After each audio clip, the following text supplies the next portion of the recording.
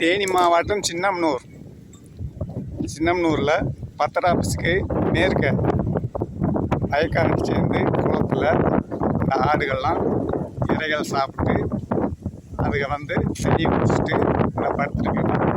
இப்படி ஒரு வாயிலா ஜீவைகள் ஆடு, மாடு, செம்பிளி ஆடு, வெள்ளாடு, பசுமாடு, இப்படி எருமைகள் உயிர் மனுஷர்கள் வந்து உயிர் வாழ்றதுக்காக இத்தனை ஜீவைங்களும் வளர்க்குறோம். இதுகளை வந்து மலைப்பகுதியில் போய் ஒரு இலையெல்லாம் சாப்பிடுங்க. சாப்பிட்டு ஓடாங்கொலை, மணியாட்டாங்கொலை, இப்படி தக்காளி கொலை, இப்படி பின்வரசம் கொலை, கும்பளங்கொலை, கிழுவக்கொலை, தக்காளி கொலை, இப்படி அனைத்து கொலைகளும் சாப்பிட்டு உயிர் வாழ்கிற ஜீவிங்களை மலைக்குள்ளேயே விட மாட்டோம்டா. அது என்னங்க நியாயம்?